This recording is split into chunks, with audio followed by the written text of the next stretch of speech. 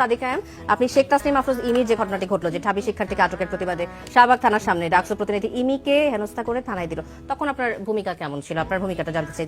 ওই সময় গিয়ে ছাত্রদল এবং ছাত্র শক্তি, ছাত্র শিবিরের এবং আমরা ডাকসু প্রতিনিধিরা গিয়েছিল, কিন্তু এইভাবে কারো উপর আমরা এইবার যেভাবে আমাদের সাংবাদিক একজন বোন, আপনি তখন জান না কি লেগে ঢাকা বিশ্ববিদ্যালয়ের একজন মেয়ের উপর এরকম মত তৈরি করলো, তখন সে নিজে তো ওখানে মত তৈরি করেছে, সে নিজে যারা গিয়েছে তাদের উপর হামলা করেছে, তার নেতৃত্বে যারা মেয়ে এতগুলি ছেলে হামলা করেছে, ওখানে হামলা করেছে আমরা দেখতে পেয়েছি। সে যখন মাইকে শেখ মুজিবের ভাষণ চালাচ্ছিল, না শেখ মুজিবের ভাষণ যখন চালাচ্ছিল, আল্লাহ দেখতেছে, যারা ছিল তারা কিন্তু তার উপর হামলা হয়েছে, তারা আশেপাশে যারা ছিল তাদের মাধ্যমে।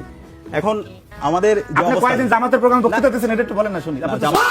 আমি ক্যাম্পাসের মধ্যে না, আমার পলিটিক্যাল এজেন্সি থাকতে পারে, আমার ভাই না বলার জন্য আমার পলিটিক্যাল এজেন্সি থাকতে পারে, সেটা আমি ক্যাম্পাসের বাইরে যেখানে গিয়ে আমি বলতে পারি, কিন্তু ক্যাম্পাসের মধ্যে আমি একটা দিনের জন্য ক্যাম্পাসের মধ্যে আমি শিক্ষার্থীদের অধিকার নিশ্চিত করে, সেটা হচ্ছে আমার মূল কাজ। ও বাইরে আপনি যা করেন, আপনি কোনো জবাবদিহিতার মধ্যে আসতে পারবেন না। আমি ক্যাম্পাসের শিক্ষার্থীদের স্বার্থ যদি আমি বাস্তবায়ন করতে পারি, নিজের